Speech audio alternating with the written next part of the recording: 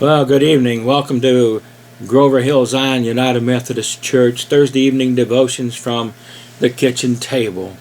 This, by the way, is the last Thursday in Lent this year, and so as Sunday is Palm Sunday. Saturday marks the end. Saturday evening will mark the end of our Lenten journey, and I hope you've used this time to just to try to draw a little closer to God. Of course, you can do that anytime, but this is a very special time in which we try to do that. Well, this evening, by the way, Palm Sunday is 10:30 at our church, 204 South Harrison Street, and you're more than welcome to come and be with us if you don't have a church to attend at 10:30 on Sunday. And tonight, I just want to share with you for probably 10 minutes, I suppose. It is a story we don't hear much about anymore, but it's a brief story from Daniel chapter 5. Actually, it's chapter 5, verse 5. And chapter 5 shows us what happens when we misuse the things that were set aside for God, when we misuse sacred things. Those things may not happen to us right away, and on the other hand, God may bring them upon us very quickly. This is a story about the phrase, the old axiom that says, the writings on the wall. You ever heard that? The writings on the wall. Yeah, I used to hear that a lot. I don't know. I don't hear people saying that so much anymore, but it's still true. You know, when we do things we ought not to do, sometimes the writing's on the wall. But anyway, it's a story about King Belshazzar. He's hosting a feast for 1,000 of his nobles, and the Medes and the Persians, his enemies, are besieging the city of Babylon on the outside. But King Belshazzar, he doesn't care. He chooses to drink and to show off before his subjects. He had a lot of wine in him, and he calls then, after he was drunk, he calls then for the plundered vessels taken from the temple at Jerusalem. He orders them to be brought to the feast. From these vessels, he and his wives and his mistresses, or concubines, as another version calls them, and his nobles drink wine from these sacred vessels. And they praise idols of precious metal and wood and stone. The divine response to Belshazzar's idolatry and arrogance is immediate. God answers his actions in a supernatural and very unsettling way.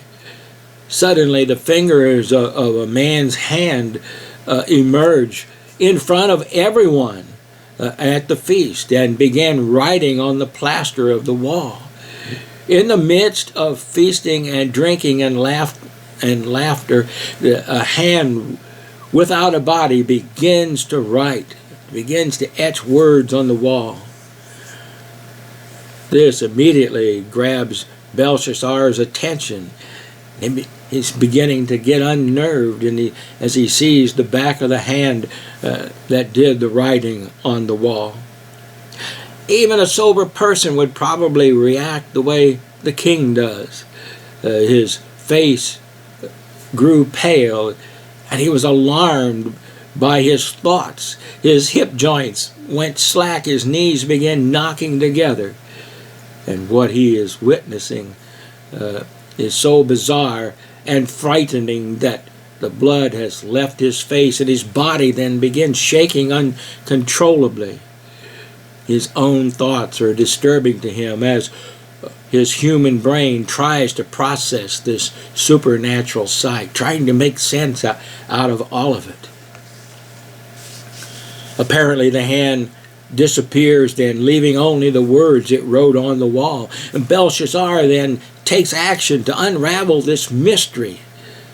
He calls aloud in a panic for his magicians and astrologers and fortune tellers and prophets.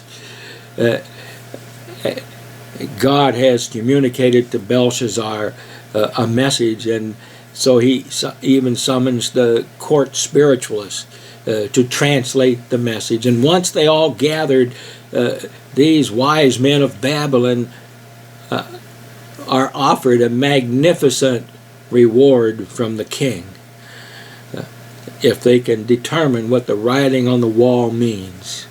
Still drunk and panicked, Belshazzar then promises that whoever can read this inscription and explain its interpretation to the king will be clothed with fine purple and given a golden necklace. And even better, the interpreter will be given authority as the third ruler in the kingdom. After hearing the promise of power and wealth, Belshazzar's wise men look at the writing on the wall, but they can't read it or interpret the inscription or make known its meaning. It's interesting that not only do the wise men fail to interpret the writing, they can't even read it. The words were written in the plaster of the wall. They are carved into it. The words haven't gone anywhere. Their written words are Aramaic. That's the language of Babylon. And yet the wise men couldn't read it. The king is greatly alarmed that none of his magicians or astrologers or diviners, if you will, or fortune tellers, they can't explain the meaning of those written words on the wall. So Daniel has a reputation for interpreting divine writings, divine dreams, and so forth. And so Daniel gets brought before the king because he has built a strong reputation as someone who could probably interpret that strange writing. And King Belshazzar offers him a great honor and riches if he's able to interpret the meaning of that writing on the wall. Daniel answered the king, "Keep your riches to yourself and give your rewards to someone else. I don't want them, I don't need them, but nevertheless I will read the writing for the king and tell him what it means. Your Majesty, the Most High God gave your father Nebuchadnezzar sovereignty and greatness and glory and splendor. Because of the high position he gave him, all the nations and people of every language dreaded and feared him. Those the king wanted to put to death, he put to death. Those he wanted to spare, he spared. Those he wanted to promote, he promoted. Those he wanted to humble, he humbled. But when his heart became arrogant and hardened with pride, he was deposed from his royal throne and stripped of his glory. He was driven away from the people and given a mind of an animal. He lived with wild donkeys and ate grass like the ox. His body was drenched with dew of heaven until he acknowledged that the Most High God is sovereign over all kingdoms of the earth and sets over them anyone he wishes. But you, King Belshazzar, his son, have not humbled yourself, though you knew all of this. Instead, you have set yourself up against the Lord of heaven. You had the goblets from his temple brought to you, and your nobles and your wives and your prostitutes drank wine from them. You praised the gods of silver and gold and bronze and iron and wood and stone, which cannot see or hear or understand. But you did not honor the God who holds in his hands your life and all your ways. Therefore, he sent the hand that wrote the inscription. The inscription that was written read, Mene, Mene, Tekel, Parsis. And here's what these words mean. Mene means God has numbered the days of your reign and brought it to an end. tekel, you have weighed on the scales and been found wanting. And Persis, your kingdom is divided and given to the Medes and the Persians. Then, at Belshazzar's command, Daniel was clothed in purple, and a gold chain was placed around his neck, and he was proclaimed the third highest ruler in the kingdom. That very night, King of the Babylons, King Belshazzar, was slain, and Darius the Mede took over the kingdom at the age of 62.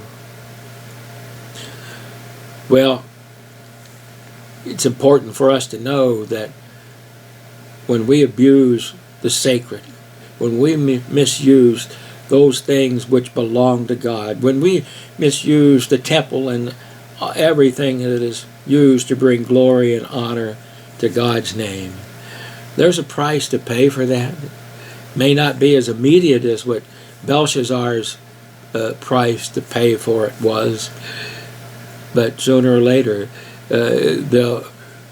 we reap what we sow. We reap what we sow. So the message is to give God what is God's and give him the glory and honor due his name. Don't mean for this to sound so negative. We need to remember that as this Lenten season ends and Holy Week begins next week, and that's all been sent out, by the way, the various services and where they're located and who the speakers are.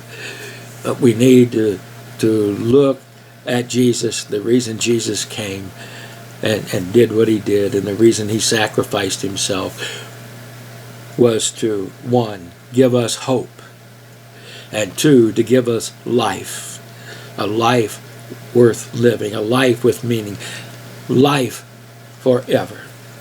You think about that. Huh? Have a great and blessed week.